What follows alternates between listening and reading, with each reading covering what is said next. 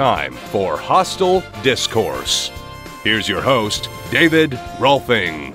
Hey everyone, welcome back to Hostel Discourse. We are dedicating episode 23 to the GOATs of NBA basketball, Michael Jordan and LeBron James, both holding number 23 in their respective years of play. Also, first on tonight's episode, we are now live streaming on the YouTube channel, youtube.com/thenewbreaction. So I know if you're hearing this now, you missed out on the live stream, but look out next time for the live stream, the unedited, unrated version of the podcast. So you can type in the chat, let us know your feedback if you think we picked the right winners for the debates or not, but I think it'll be a fun addition to the show. And tonight's episode, we'll be starting with open season round 2. This week we have Jacob giving us his argument on why basketball should have penalty boxes, so that should be interesting. And the debates for tonight, debate number 1, what is the best way to disincentivize tanking in the NBA? And debate number 2, who is the greatest basketball player of all time? And before we get started, let me introduce you to tonight's crew. Back again, I think our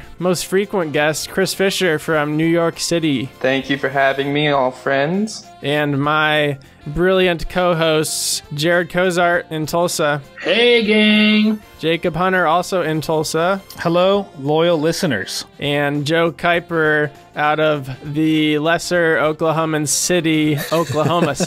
Not lesser. We are home to the Thunder, the greatest NBA team of all. Are you really all of a sudden Oklahoma City bandwagoner over You don't Tulsa? believe that. I mean, what do you mean? No, I think Tulsa's a better city, but I will cheer for the Thunder. Yeah. I feel. I was just making sure. Tulsa's definitely the better city. All right, let's kick it off with open season number 2.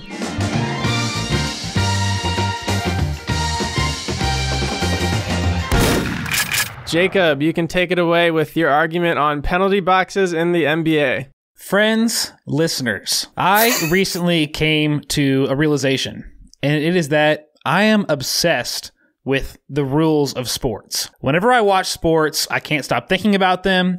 And to be honest, I'm normally surprised at how bad the rules are in major sports, and even more so, how content spectators are with letting them stay that way. And my number one least favorite rule in major sports is in the NBA. Now, I know this will be especially a surprise to my friends that are here on the podcast and maybe some of the listeners who have been on for long enough, but I actually do have some pretty unorthodox opinions about sports, if you could believe that. What?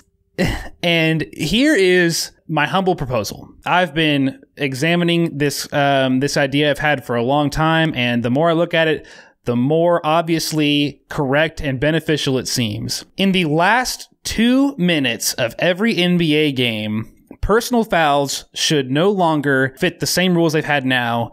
Any perpetrator of a personal foul in the last 2 minutes of an NBA game should go into an NHL-style penalty box where they are not allowed to play for 24 play seconds. That's 24 seconds in an actual game time. I came to this idea by observing that the NBA has a terrible problem, especially in playoff games. The last minutes of the games, if there is more than a 7-point deficit, the losing team will just incur a personal foul in order to increase their odds of winning, which defeats the point of a foul. A foul is supposed to be a penalty, and a penalty is supposed to be an incurred obstruction for poor execution of gameplay. The problem is the way they've set it up. At a certain point, if your team has enough fouls and you incur a personal foul, then the other team has an opportunity to shoot free throws.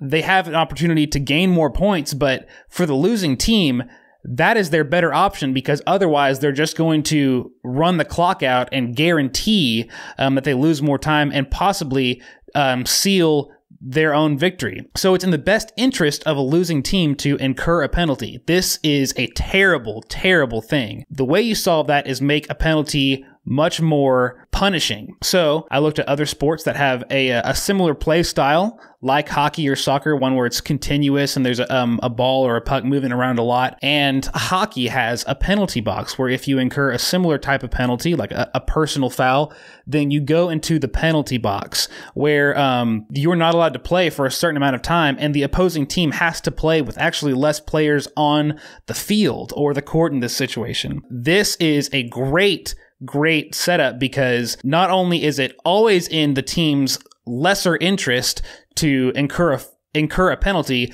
but it also sets up these great opportunities where a team can score shorthanded. How great is that when a team with fewer players can score points on the advantaged team? That is great sports and great entertainment. And it would be even greater in basketball in these playoff type scenarios where it can get really down to the wire. So it's not much. It's not a huge difference. It's only in the last 2 minutes. I think also a huge benefit is that it will speed up the play at the end of these games. They can drag out for so long, and the entertainment will go through the roof as well as the integrity of the competition. Can I ask a clarifying question? Please do.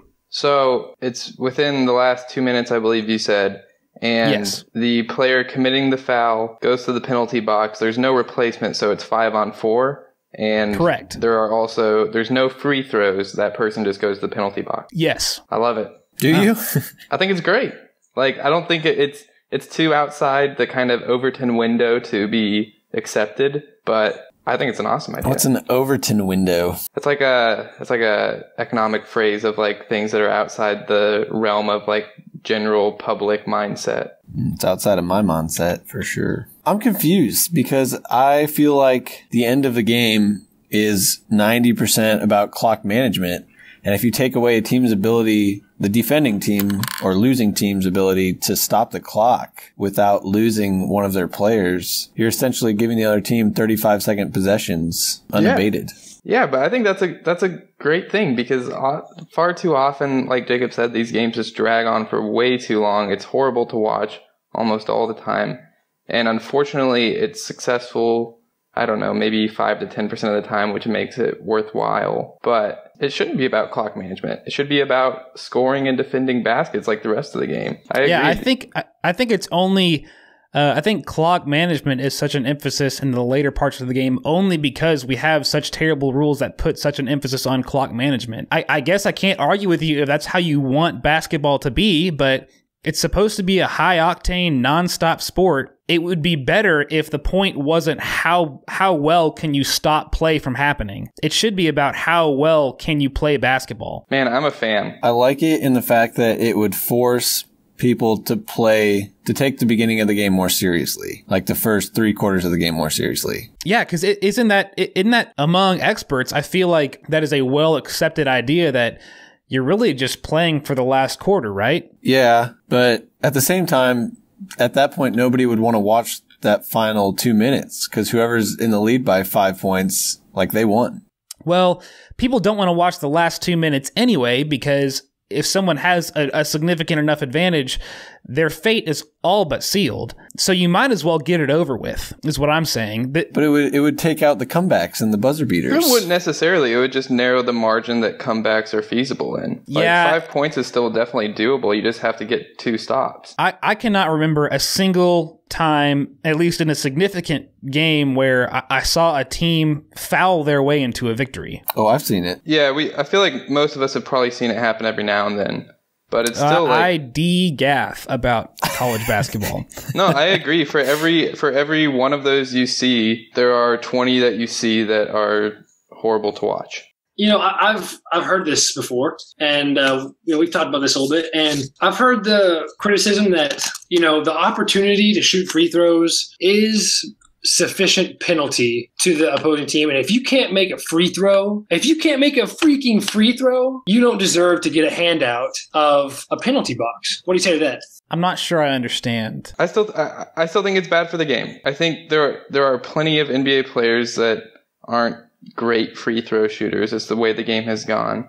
And so now it's in the best interest of the team losing to stop the game a lot, remove all flow, and make it a free throw shooting contest for one team. And regardless as to whether or not that should be required to win a game, it's bad to watch. And it seems contradicting to the overall nature of basketball.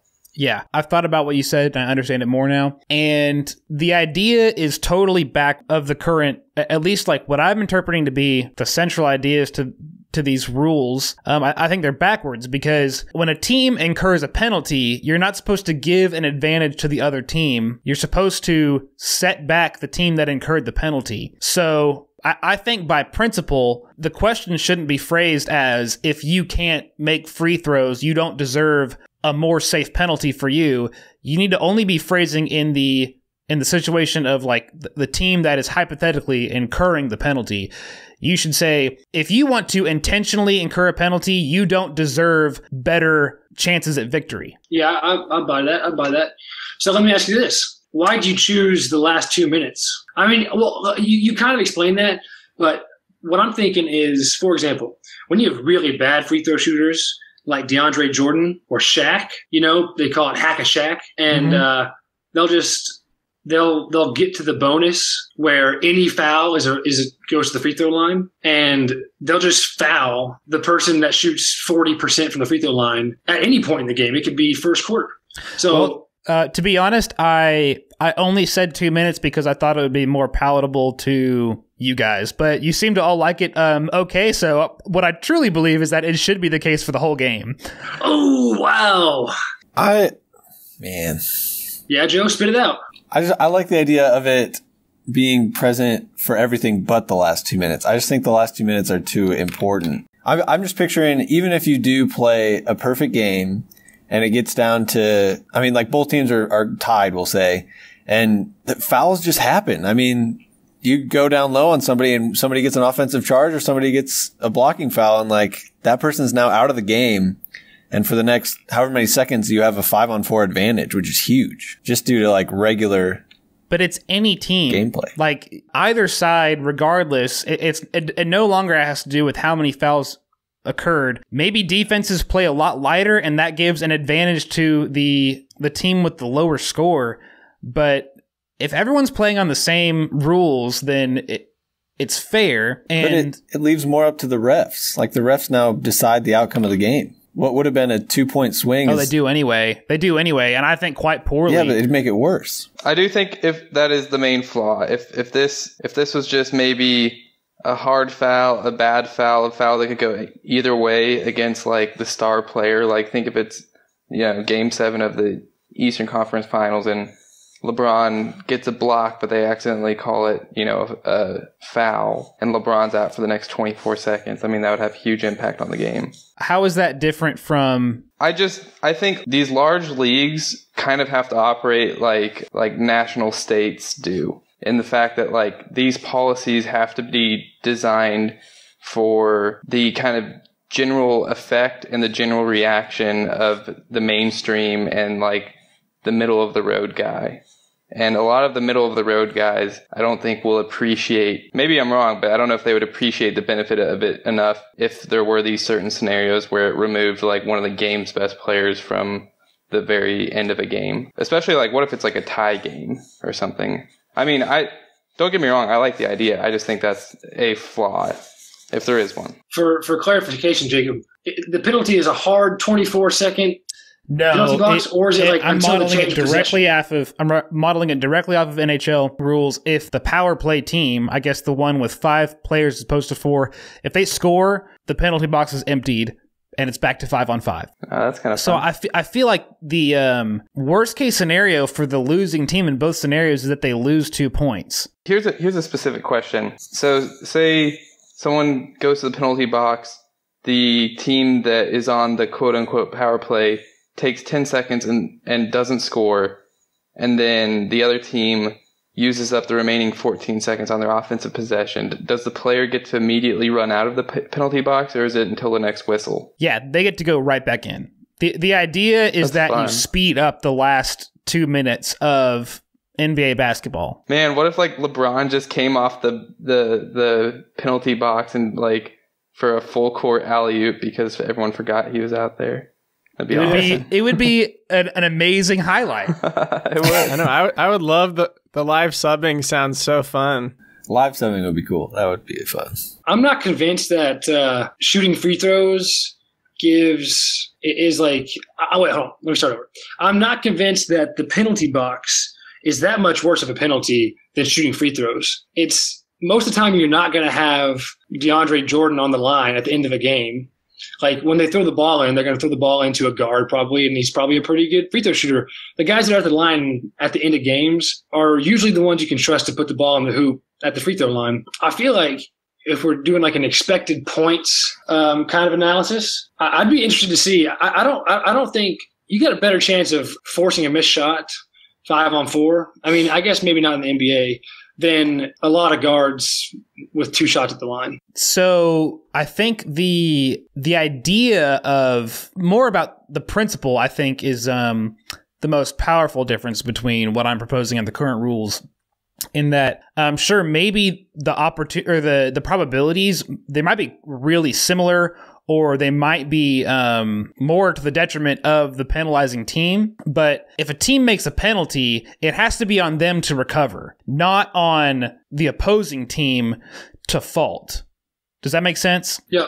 So it's more about the principle of penalties and what that means in a sport. I just think the NBA has it backwards. And if we do it my way, then all responsibility of a foul is directed onto the team that committed it. They lose probability to win, which is the most important thing, but they also have all of the responsibility of regaining, and at least a possibility of regaining their footing after incurring that penalty. I personally look forward to the flood of affirmation from our listeners because this is one of my greatest ideas.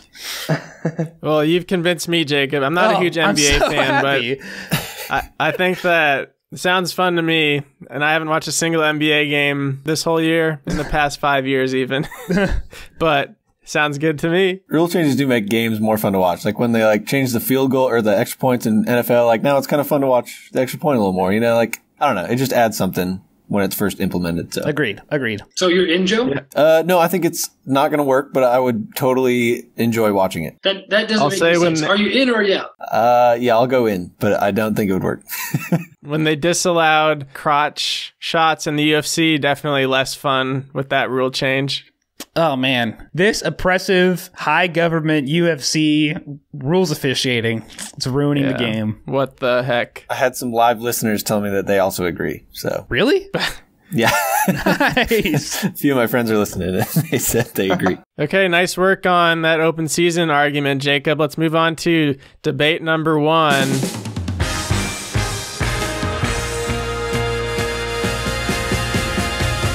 What is the best way to disincentivize tanking in the NBA? I'll let Jared, how about you describe to our less informed listeners what tanking means for the NBA? Okay, well, tanking is what teams do. It's a temptation for really bad teams. So the idea is that the worse record you have in the NBA, the higher the probability that you get the best draft picks. And so there's an incentive, if your season is going poorly and you don't have a lot of hope, to just give up. And it comes from probably the front office, like the GM. The players are probably not quitting, but there's an incentive to kind of quit and get a bad record in hopes of getting a higher draft pick. And I think the problem with tanking is that it's not fun to watch, first of all. Teams just quit and stop trying, and GMs play bad players and that kind of thing, and coaches play bad players. And 2, going back to principle, like Jacob was in the first segment, it is so not sporting to just quit. And so that's tanking, and that's why I think it's bad. Yeah, so I will be judging this debate. Each of you will be giving your individual arguments.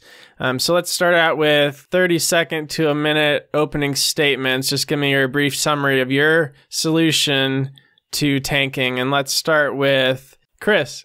All right, everybody. I've got a wonderful idea. I wish it were my own. It's not.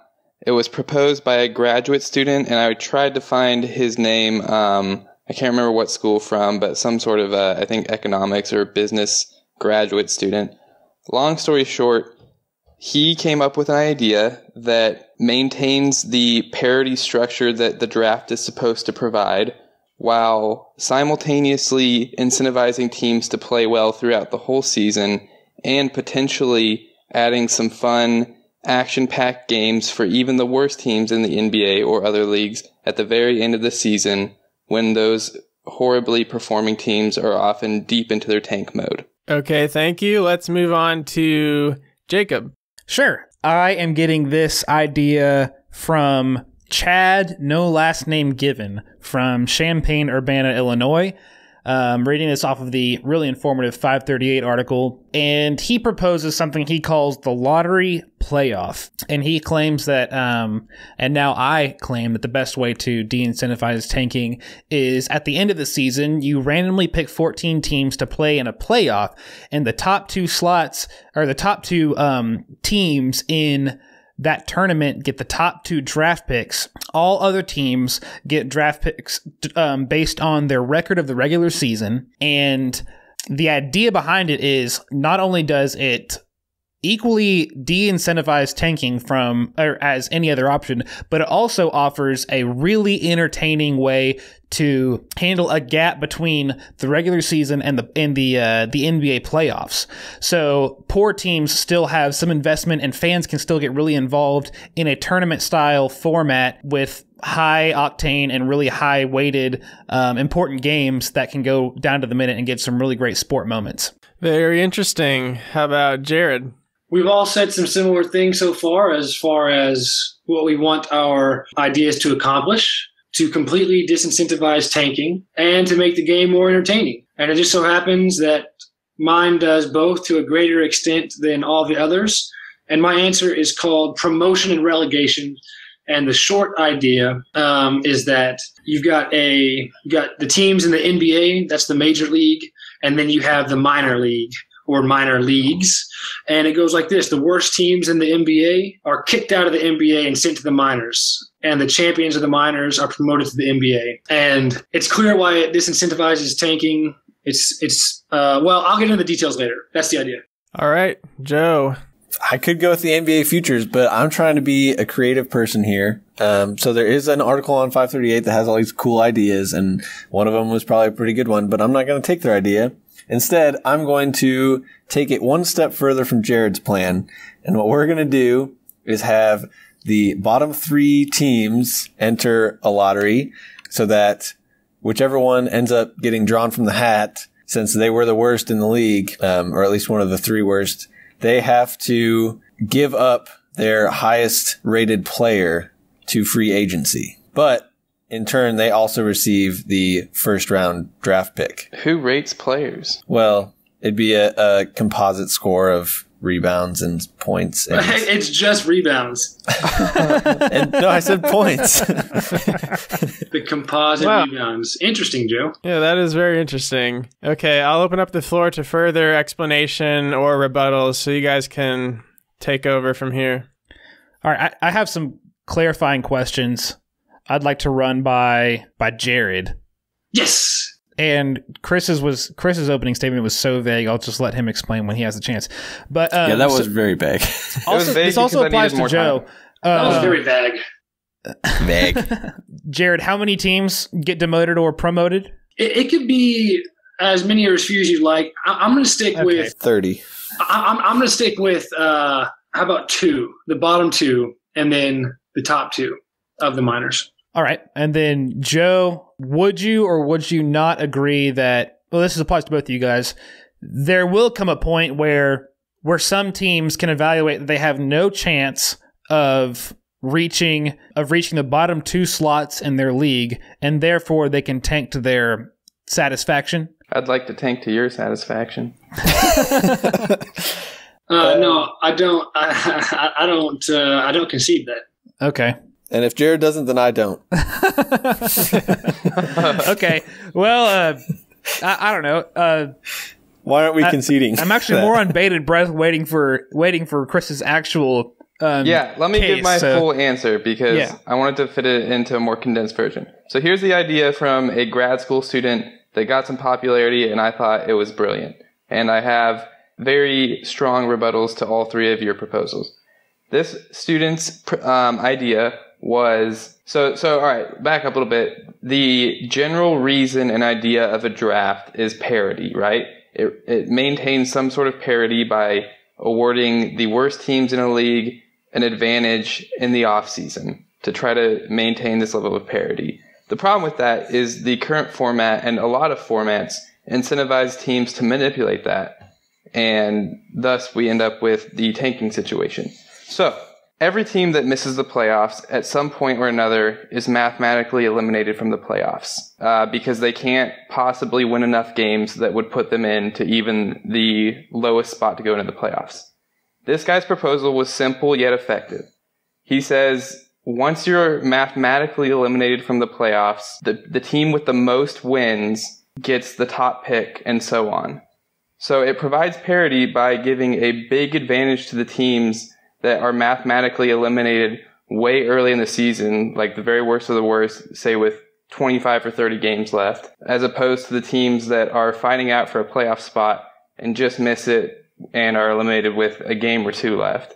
And so it almost instantaneously creates a switch in this team that is all of a sudden eliminated from the playoffs to play harder throughout the season. You'll also notice that team owners do not charge any less for tickets as the games go on. And so it would provide some action for these fan bases that are still wanting to go to home games.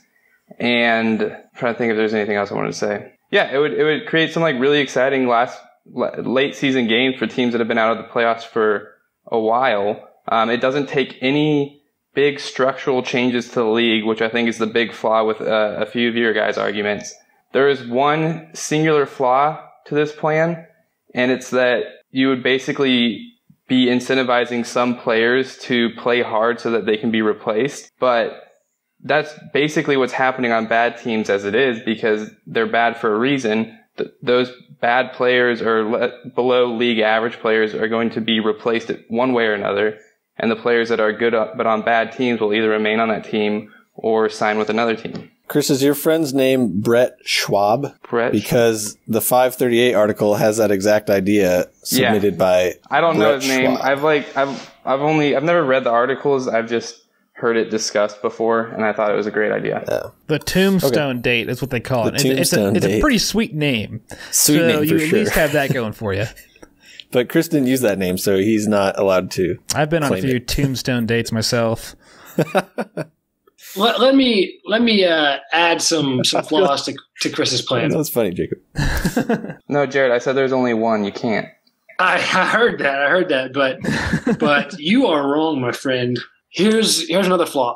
Sometimes, so in theory, your idea is that the teams that are really the worst get eliminated the earliest, so they have the most chances to win more games and stuff. And you think it's going to even out the right way. I already know. I love where this is going. Okay.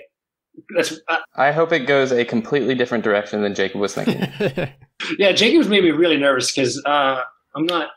No, I think I'm going to agree with you a lot. Anyway, I am not confident at all that it would go the way you think it would. For example, there have been teams in recent memory that have been so bad that even if eliminated 10 games earlier than any other team, they would drop draft picks because they just wouldn't win the games that you probably would expect them to win in this model. Exactly. And so the parity you're going for is going to be affected in a negative way by that.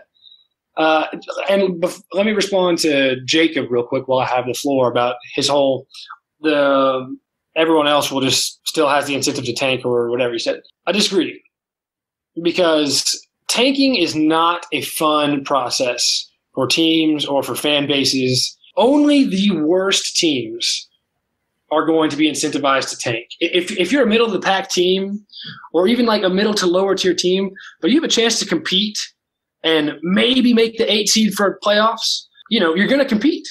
And it's only the teams that are really in bad shape that are going to tank. And I again cite how bad of an experience it is for fans and teams to go through the tanking process. You're giving up on a season effectively. So there's a big cost associated with it, and the middle of the pack teams would not take that cost on. Only the very worst teams, which would be subject to demotion. Demotion? Yes. Yeah. Have that incentive in the first place. Yeah. And my very quick anti-rebuttal is that there's going to be tons of cases where teams still have 1 to 5 games that they can totally throw in the garbage and end up better for it, which is the opposite of what you said in your opening statement, which was that it would completely de-incentivize tanking. I would like to defend quickly with the parody with my idea, which is not actually my idea, with Brent, just Brent. Tombstone. Yeah, whatever. The parody idea would not be perfect, but it's far from perfect as it is right now. But there would be like a threshold. Like if you're eliminated with 25 games left in the season, you are bound. Like no team has ever gone 0-25 to close out of the season. That team will probably win 5 games. So they're like at a minimum. So they're like their threshold, their floor is probably somewhere like a top 4 or 5 pick, because most teams are mathematically eliminated within the last 3 to 7 games of the regular season. So it's still a huge advantage, and the general energy of parity would still exist very strongly. I have a quick rebuttal to each of your ideas. Jacob and Jared, both of yours require way too much structural change to the league. Jared, your idea is impossible without either having an expansion and adding new teams, or B, somehow convincing current NBA owners to allow their teams to be susceptible to possible demotion. And I just think that none of the owners would ever go for it. It might be a good idea, but it's so far out of the realm of possibility, it just doesn't seem practical enough to me. Jacob, I think your idea is good on paper, but it feels kind of like the, like the NIA tournament. And adding a tournament at the end would be there would be a lot of structural change to that too. There'd have to be negotiations with the Players Association, because players that go and play playoffs get paid more. They get compensated for the extra quote unquote work they're doing. So and also there's not, like you mentioned, a gap. There's really not any gap between the end of the regular season and the NBA playoffs. It's like 2 days maybe. And Joe, what was your idea? I don't know. You should remember it. All right. Well, it sucks. So the idea that the worst team in the league is forced to give up their top performing player. So horrible. Like, these teams make long-term investments in these players. It's not like they can just have these players that they've signed to massive multi-million-dollar contracts and that, like, they've just sold a bunch of jerseys to their fans for, be exchanged for a number 1 draft pick at the end of the year because they couldn't play well enough. That sounds expensive, but maybe that would incentivize them not to lose. It is so against both economic and like practical fandom. Like, how about we just like execute the coach under those pretenses then? Okay, that's a big leap. It incentivizes.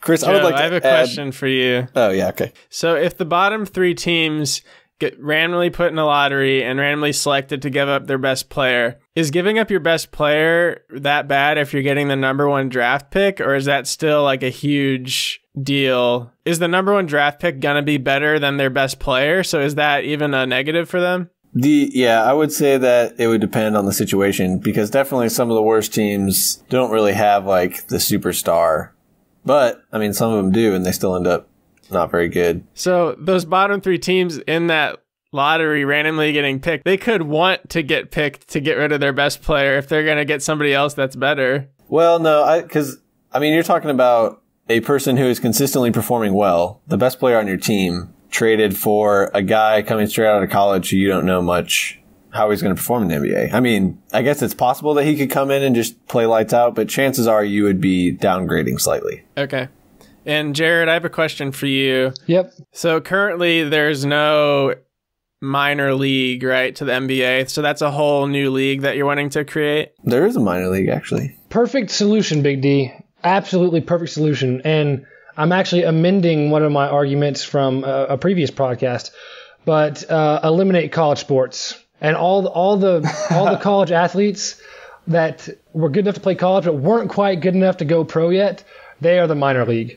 And so... Dang, dude, I'm so excited for the Duke Blue Devils to win the NBA championship.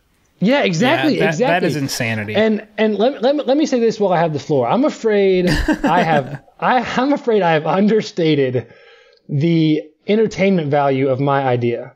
Okay? This idea makes every single NBA game more entertaining. Specifically, it makes every single NBA game much more dramatic. You've got who's really bad this year? Maybe the Nets or somebody. Like, you got two terrible teams playing against each other, right? No one wants to watch that game. Wait, yes, you do, because of the drama, the implications. One of these teams, they're competing for survival in the league. Jared, I'll take a shot at yours. Joe, yours is mine. Don't take it. You're taking a shot at yours. No, mine is a better version of yours.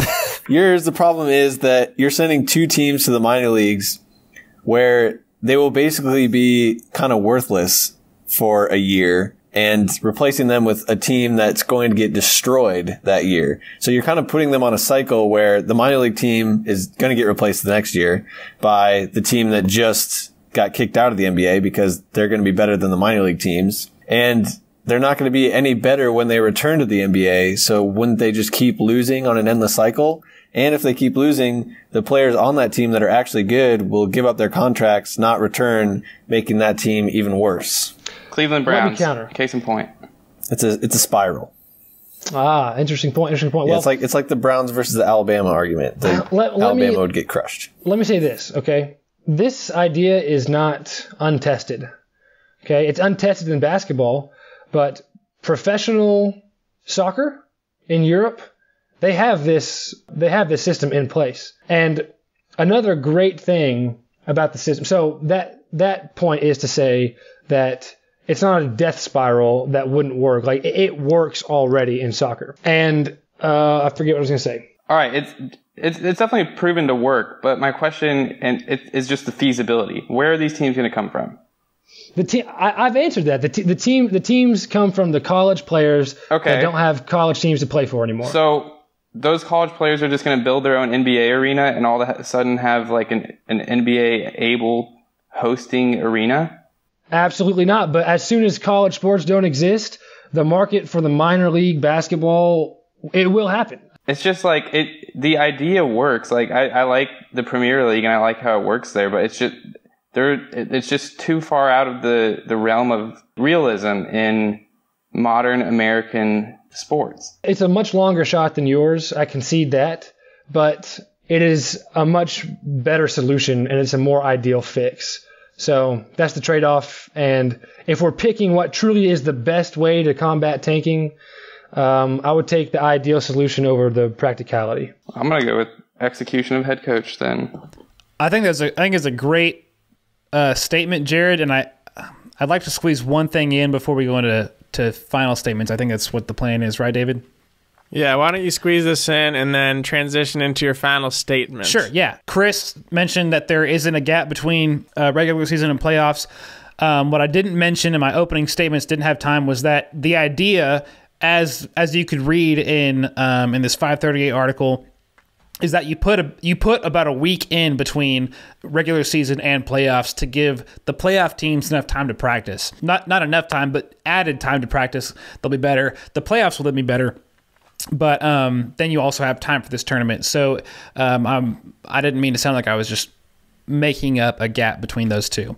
For my final statement, I'll say this. Chris, I think, is overestimating the logistical challenge of my option. If anything, it's huge incentive for the teams because they're getting more time on the air. There's going to be a lot more money generated from commercials for this tournament. And you're also going to get a lot more fan involvement for these teams that didn't have much going on during that last part of the regular season. And for Jared, I'll agree with Chris that his idea is a massive undertaking. I really wanted to keep this argument so really theoretical and more on principle, but what Jared is offering is just so far off the actual possibilities of and logistics of a sports league.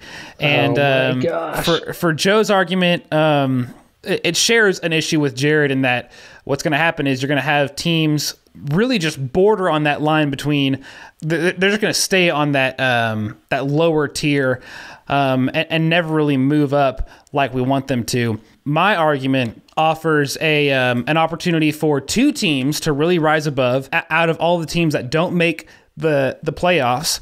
And so you still maintain the parity that the regular draft process offers, but the idea is you aren't guaranteed that best spot if you tank. You could still possibly get the third, at worst, third draft pick, which is not something you really want to be tanking for.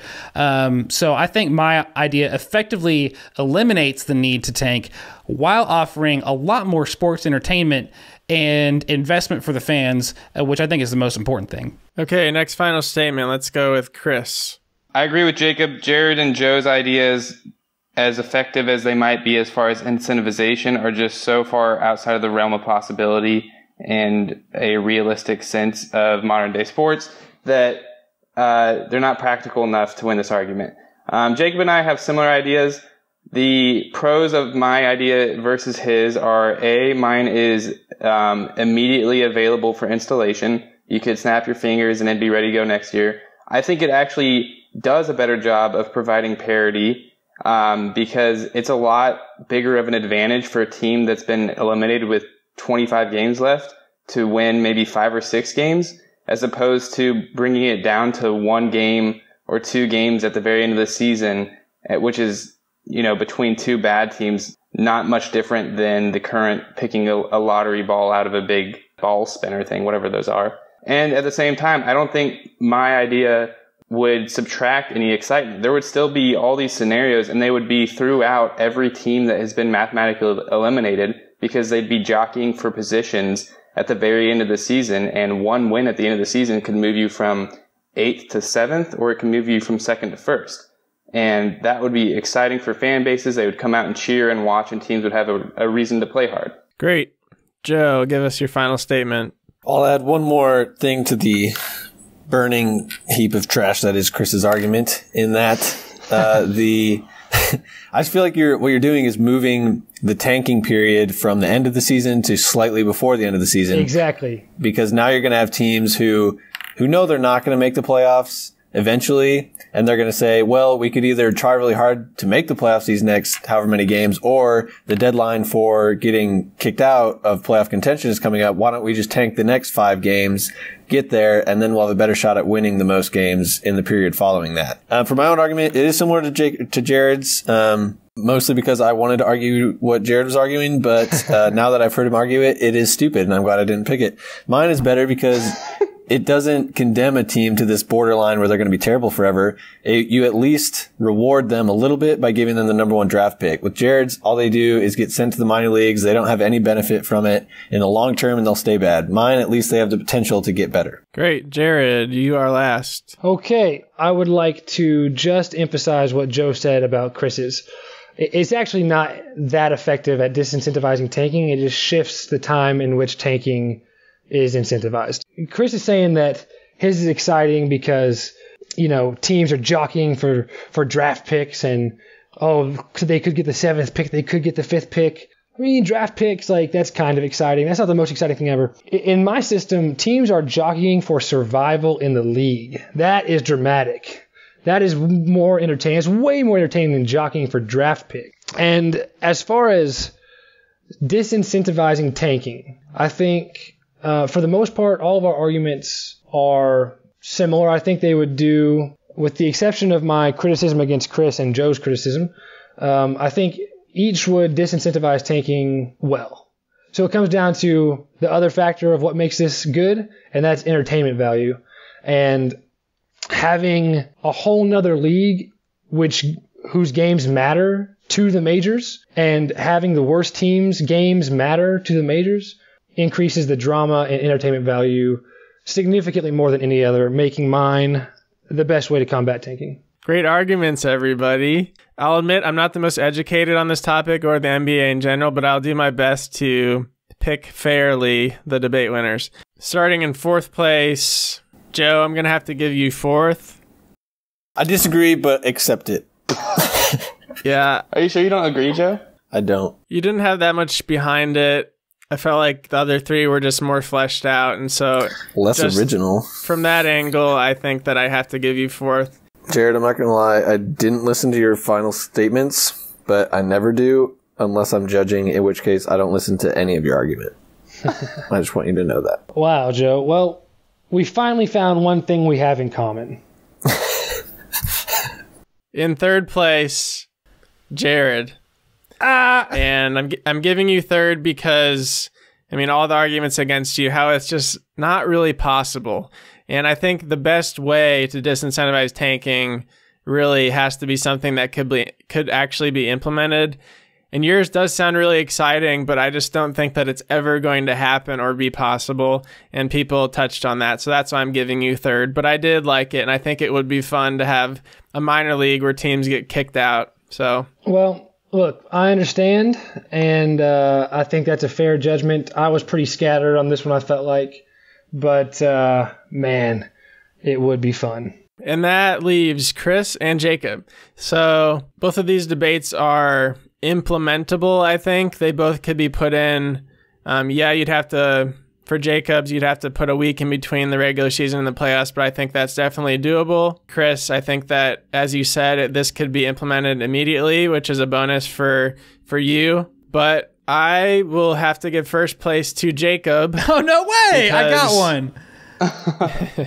It's been a while, guys. I thought that this is something that sounded fun and entertaining, but also realistic. It would disincentivize tanking. And honestly, Chris, I didn't understand yours completely because I'm not exactly sure how the draft works currently in the NBA. You should have asked clarifying questions. I know. I'm giving the win to Jacob. I think that the entertainment value of your choice is what gave you the win and made it the best way. Well, thank you, Judge. Okay, let's move on to debate number 2. We got some social media responses for this one, and the question is, who is the greatest basketball player of all time?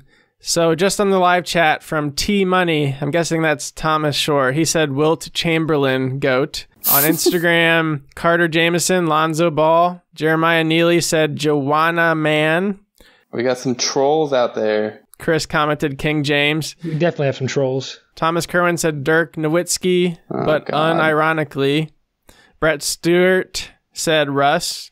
Not one mention of Michael Jordan. Tyler Moravicek, Pablo Sanchez, best multi-sport athlete of all time. Totally agree. Dan Leibel, Air Bud is the best of all time. Now let's get into the arguments. This is a 2v2 debate. Jacob and Chris arguing for LeBron, and Jared and Joe are arguing for Michael Jordan. So let's start with Jacob and Chris, opening statements. All right. The GOAT of all time, that's right, is LeBron James. For me, simply because there is no athlete from 20 years ago and later that is a better athlete than one in a professional level now. And this holds true across all sports, and I'm so confident that at their best, LeBron would beat MJ 1v1 at least 8 out of 10 times. I'll pass it over to Chris. Damn. I love the confidence. Oh, you fool. Oh, Chris, you better disagree with that. I would never publicly disagree with my teammate. And LeBron is the better all-around player. That's all I have to say right now. Wow, solid argument. It's opening statements. I'm not trying to take up a lot of time, bro. Okay, Jared or Joe, you can start. Jared, I defer to your wisdom. Okay, I'll just start us off, and then you come in like the teammates we are. Yeah, I'll give him the finishing blow. There you go. Okay. Okay. You guys have a fundamental and damning misunderstanding of the word. Preach. Of the word great. You guys argued as if the question was, who is the best player of all time? When in fact, that is not the question. And greatness and skill, which is how you might measure who's the best, like playing one-on-one, are very different things. Greatness includes skill on the basketball court, how good you are at basketball, but it goes much further, like cultural impact, legend around your name, things like this.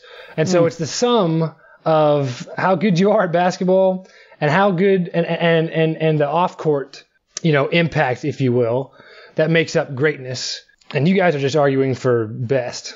And let me tell you, when it comes to those criteria, nobody meets those criteria like your boy, Michael Jordan. The man, the myth, the legend, the famous, the infamous Michael J. That's all. Just going to repeat his Michael name J. as your argument. I'm just using subliminal name dropping to convince him. Well, I always Jordan. get a little exhausted when any of these arguments on this show boil down to semantical definitions of a certain word or phrase. I'm with you. I thought we were going to talk mostly basketball. That being said, if your definition includes off-the-court impact, Michael Jordan would not have survived in today's era because he did a whole lot of questionable things off the court. He would have had a Tiger Woods moment where he was caught doing some nasty stuff. He sure as hell had some huge gambling problems, and overall would have been an off the court, like, horrible role model and brought a lot of negative light to the game. LeBron James, we can sit here and talk statistical comparisons and basketball all you want, but at the end of the day, I think we all agree that Michael Jordan and LeBron James are at absolute worst 2 of the top 5 players to ever play basketball. But if you want to go off the court stuff, LeBron's impact off the court is incredibly great. He's got all these cool charities set up. Literally every kid in Akron that is underprivileged and wants to go to college, LeBron pays for through his foundation. The dude is the athlete of our generation, worth $1 billion, and has really stayed out of trouble, which is unprecedented these days. He's been with the same woman, not that really matters, but since he's been in high school, hasn't gotten in trouble with the law, and has set up a ton of really great charitable acts and been a very good role model for a lot of people. Yeah, and I think when you talk about cultural impact for MJ, it just comes to his shoes, which I think is quite less substantial than what Chris just brought forward. The other thing is, it's a totally unfair comparison when you're looking at a guy who retired 20 years ago. He's got way more time off the court to develop his brand than LeBron has had. So I think on basis and by principle, that is an unfair argument to bring to this conversation because it's not a fair assessment of the 2 players as players, which is what we are talking about. The prompt phrase is, who is the greatest basketball player of all time? But even if you want to bring it into consideration, Chris brings forward some really great arguments for why LeBron is a better off-court and cultural force than MJ was. I'll jump in with a quick few things. Number 1, Michael Jordan participates in 14 charities, including Boys and Girls Club of America, the Jackie Robinson Foundation, the James R. Jordan Kids Wish Network, etc. Very philanthropical person. And as for the off-court thing, don't compare him to Tiger Woods. He didn't have a marital prostitution ring issue. He had a slight gambling involvement. That is insane. What, he didn't? To call it a prostitution ring? Well, whatever Tiger Woods was involved with. Okay, we're not talking about Tiger right now, Jim. Well, no, if Joe's going to spew misinformation, we only Charles spew Barkley. Speculation. Tiger and Charles Barkley and Michael Jordan hung out all the time at nightclubs and strip clubs. That is true. That is so, true. like, cool crew. And Michael Jordan got divorced. It just wasn't public. Hey, all right. Let me jump back in here. I got a few things. First of all, Jacob, I'm having a hard time taking your last point seriously about it's unfair because they're from different eras, so that kind of thing. Your opening statement was one is better because he's from a different era. I think you accusing me of being unfair for that reason backfires pretty hard. Now, let's go back to what I was saying about greatness. It wasn't about how good of a person you are, right? It's about impact. So, like, LeBron is, by all means, I mean, by all accounts, he's a great role model. But here's what's true about MJ. He was the first one to make basketball, like, so cool. Okay, he was the superstar of basketball. And go back to what I said about your legend, right? When we're comparing how good somebody is at basketball, an individual player, I think all of us, from our past conversations, if I remember right, would say that championships have no place in that argument. Or at the very least, like, a very minimal, or at the most a minimal place in the argument, because they speak to a team accomplishment and not how good an individual player is, right? But when we're talking about greatness and legend and the aura around this person, this is where we get into things like Michael, 6-0 in finals. He never lost. If he went to the finals, he won. That doesn't make him a better basketball player than LeBron, but it adds to this legend of his, like, and you've heard of people of saying, like, LeBron is kind of chasing MJ's ghost, right? He may very well be a better basketball player as far as does he contribute to his team winning more than MJ. But MJ is such a great cultural figure, and Jacob, you discounting the Jordan brand, I think you discounted it way too much. Jordan brand is massive. It's a huge deal. I'm kind of rambling now. Joe, you got anything to add? Yeah, I would like to add that I just looked up a fun fact for you. The total jersey sales in America right now, based on the name of the person on the jersey, LeBron James isn't even number 1. He's number 2 behind Steph Curry. Kids today don't grow up thinking, man, I want to be like LeBron. They grow up thinking, man, I want to hit 3-pointers like Steph Curry. Oh, man, that makes my heart happy. He doesn't even carry the most impact today out of all the NBA players. That's a little off base, because LeBron has been doing this for like 15 plus years here. He topped jersey sales the majority of those years. And it's not like Michael Jordan was outselling Kobe Bryant when he was playing for the Wizards, you know. Also, Joe, tell us where Michael Jordan is on that list. Well, that's funny you should say that also. Because in 2010, guess who was at the top of the list? Michael Jordan, even though he hadn't been playing in the NBA for about 10 years. And LeBron James was only number 4 with Kobe Bryant second. So Jordan, in fairness, that was prime LeBron James jersey burning season. So it wasn't necessarily time to buy jerseys. Yeah, this is very opportunistic evidence. I'd say that was at the peak of his renown. Where's MJ on the current list? He's not there because he's been out of the league for like 20 years. Okay. So that brings up the biggest even issue. 7 years ago, he was at the top, which is an impressive feat. Are jersey sales an indicator of cultural impact or not? They are slightly, yes. My other point that I would like to bring up is that Jared and I both agreed on this, that we don't like to look at the idea of championships in the setting of who is the best basketball player of all time, because we don't think that really reflects their skills necessarily. It's more on the team around them. But did you not agree with me on this? No, I do. But go ahead. Maybe you're going somewhere else. But what we did agree on was, I think, and maybe not, is that when you're talking about the greatest of all time, championships do matter. What the heck? I just gave this argument. Did you? Okay, well, I was looking up jersey sales. So I zoned out for a second. I'm sorry. You were looking up your fun facts. But hey, they were fun facts, I thought. Joe, you are the Sherlock Holmes of this podcast, so you keep it up. Thank all right? You are, without a doubt, the worst debater I've ever heard of. We should have known that teaming up Jared and Joe on the same team would not go good places. That's true. That's a good point.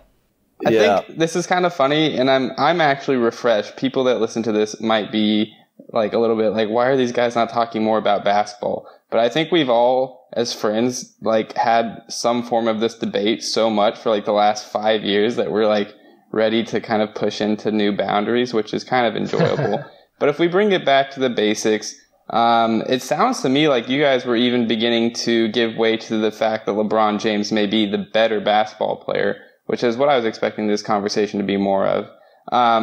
They're both so good. I'm not going to try to convince the audience that one is better than the other. I think LeBron is by far a better playmaker and teammate, passer, better defender, and more efficient scorer. Not necessarily a better scorer. But on top of that, as far as just some career numbers, LeBron James he's going to end up in some rarefied air that we may never see again. As just as far as like total tallies, he's on pace to be top 5 in points, assists, and steals, kind of all facets of the game.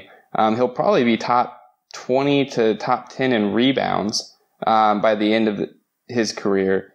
And there's no one that's even close to that. The guys that are top 5 in assists are all small point guards. Michael Jordan, I don't think he's even on the list of top 25 in assists. But LeBron as it is right now, is already number 12. Total points in the league, LeBron is already number 7, and Michael is number 4. I'm not saying that these are that these should necessarily be the heavily weighted stats to look at, but it's just an interesting perspective. And it ultimately kind of sheds light on the fact that this is a really hard argument to have right now, because we're comparing one guy who has completed his career over a decade ago and one guy who is still very much in the prime of it, on the back end of the prime. But who knows what LeBron will do? He could tear his ACL and never play again, or he could win, 4 championships and 3 MVPs from here on out. But it is worth noting that as of recently, they have now played officially the same amount of games at 1,072 apiece. So LeBron has now played 1,076, so he's 4 games over. But in those 1,072 games, Michael Jordan had 3,000 more points. He had 1,000 more steals, and he also had about 60 more blocks. So there's some more stats in favor of LeBron or Jordan if we want to go that way. But I think every NBA expert would say LeBron is a better defender. Blocks and steals are a kind of conglomerate statistic, but LeBron gets so much credit for being able to guard any position. And on top of that, LeBron usually defends the toughest opponent. Scottie Pippen defended the toughest opponent when MJ played. I would like to say, so just to cover all of our bases, they're talking about, now we're getting into who's the better basketball player.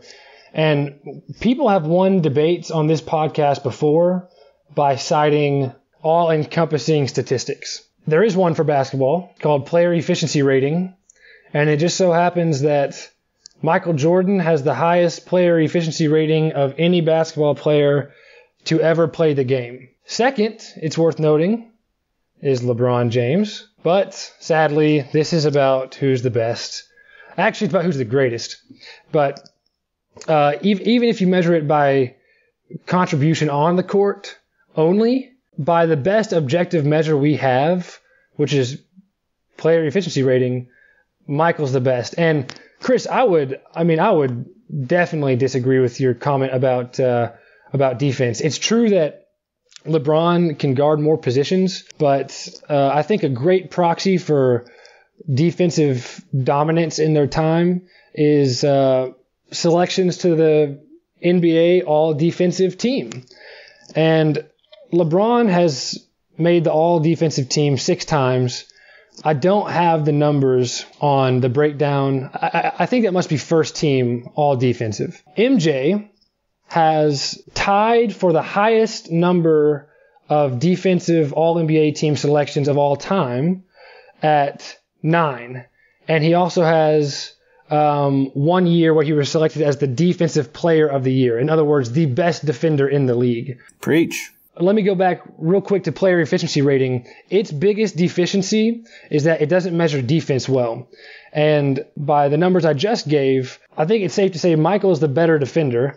And so, if anything, that separates them even more. The NBA defensive team that you mentioned, is that something that's been exactly the same over the times that MJ has played compared to LeBron, or has that team selection changed at all, or has that always been the same? No, it's been the same, but for the most part, it's selected by, I think, coaches or players, I don't know, or maybe the media. I would love to go back to player efficiency rating. Is an all-encompassing stat great? No. Is the idea of it great? Yes. Because player efficiency rating is so flawed as far as a stat, and I would like the judge and the audience to discount that as far as any really certification on who is better. Jared, do you know who Neil Johnston is? Neil Johnston. He's a statistician. Nope. According to your stat, he is the 9th best player of all time. He's the what? 9th best basketball player of all time. He is 9th in career player efficiency rating. You're also willing to say that Bob Pettit is the 7th best player of all time, that Chris Paul, a good player, very good player right now, is the 6th best player of all time, much better than the likes of Magic Johnson, Kareem Abdul-Jabbar, or Larry Bird. I mean, the stat is fun, the idea of it is cool, and I think there's certain benefit to it, but compared to other encompassing stats across the board, like wins above replacement, it doesn't really have any credibility. And I think by the fact that an avid basketball fan such as yourself doesn't know two of the guys in the top 10 of what this says the best players of all time are, it's just not a good measure. Yeah, I think a big problem with here's where comparing eras is really a problem, is when it comes to advanced stats like this, because the guys from the 50s and 60s, there are lots of problems with calculating advanced stats on them, and so you're going to get some weird ones like that. But I would ask you, I mean, it's probably not a good time to do this on this podcast, but I would ask you to prove to me that the players don't belong on that list. Like it comes down to your opinion, your eye test versus a more objective measure.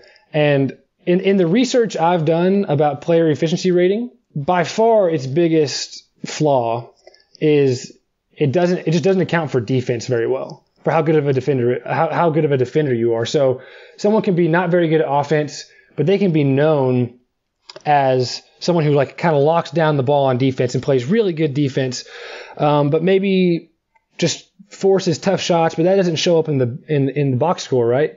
And so on PER, they don't show up as a very good player when in fact they are. And I've already talked about how defense falls in Michael's favor.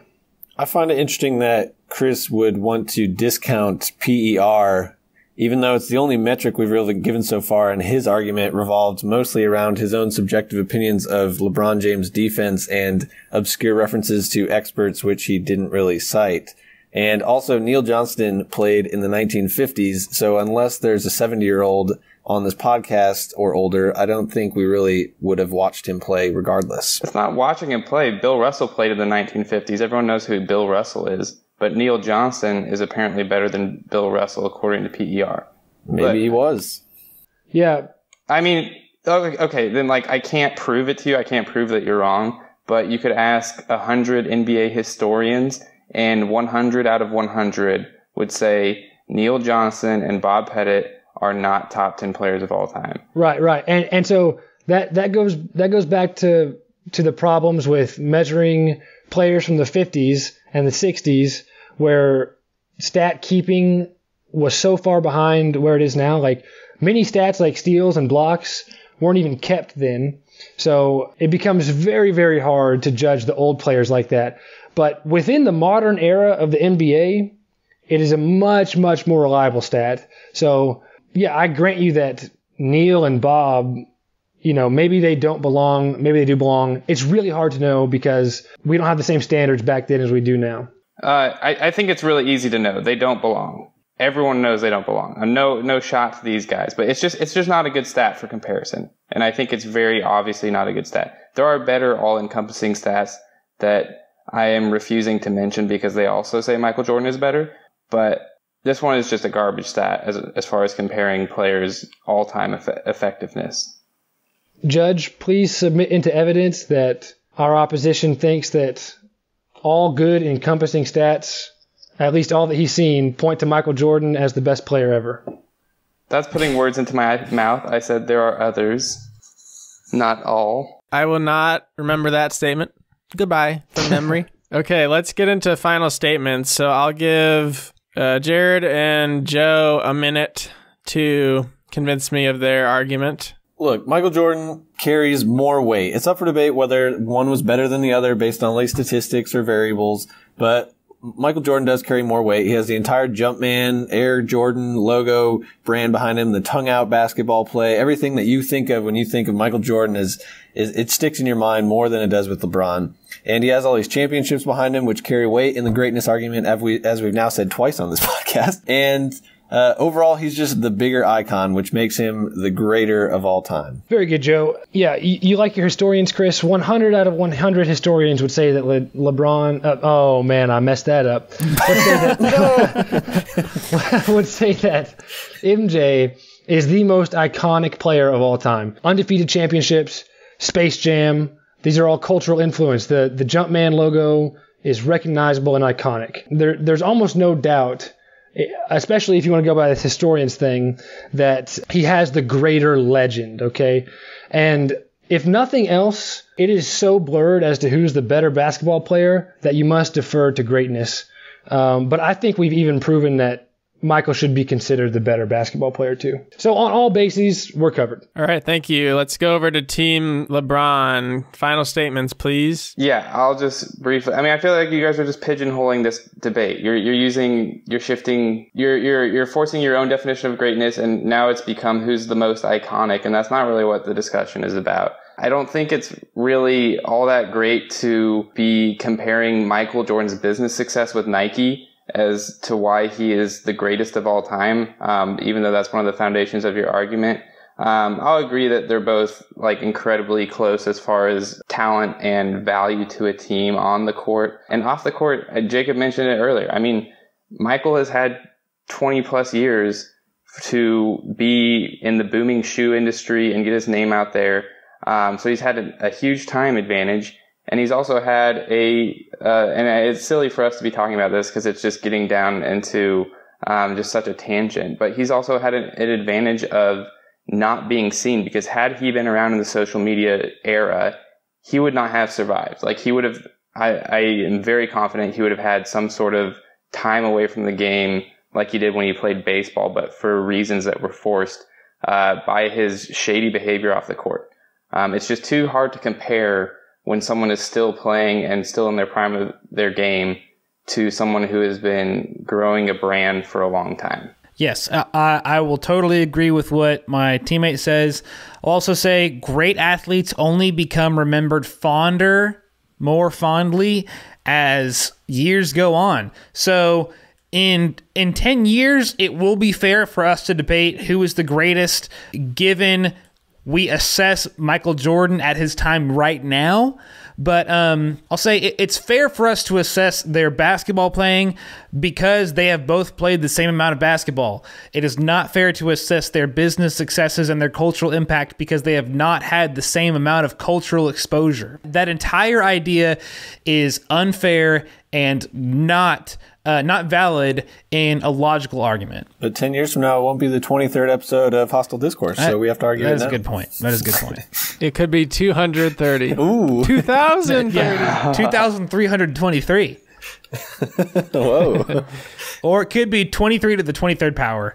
Okay, great arguments, everyone. I have made my decision. I'll first give my reasoning. Doesn't really make sense. I'll say my decision, then give my reasoning.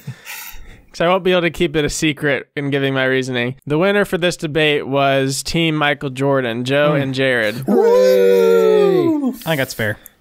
I think it was pretty clear that they dominated this debate. It kind of switched around from being about off the court to on the court, but really it was about all of the above. And I mean, I agree with you, Jacob, that it might not be fair to judge the off the court aspects because MJ has had more time to develop his brand. There's been a lot more time passing and everything. But even scratching all the off the court stuff, which I think MJ has done more of and has been greater at, the on the court stuff, I felt like Jared and Joe really proved through all the stats that they gave. We talked about how LeBron was a better defensive player, but they had actual facts of him that he could potentially be a better defensive player because of all the times he was picked to be on the defensive teams and everything like that. So I felt like in all aspects on and off the court, they gave more evidence that MJ was a better basketball player and greater on and off the court. So that's why I give you guys the win. Oh, wow. Very wise, Big D. Thank you. Very wise. A rare winning alliance with Jared and I. Yeah. A rare team up. What were you going to say, Chris? Win. You had something during David's explanation. No, you didn't win. Something you about lost. stats. Said he was supposed to forget the garbage stats. No, Michael Jordan's the greatest of all time. I'm just tired. Yeah. Like, someone had to argue agree. against it. It's a hard case to make. Yeah, I agree, and I actually feel pretty good that there is an athlete from over 10 years ago that we can still consider to be the greatest. Unlike Tiger.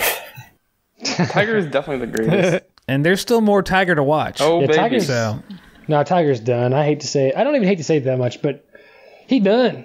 He's not even going to make the cut. how is he done? He's there set isn't to a play cut. this month. Okay, congrats to all of tonight's debate winners. Jacob on the first one, Joe and Jared on the second. Nice job, everybody.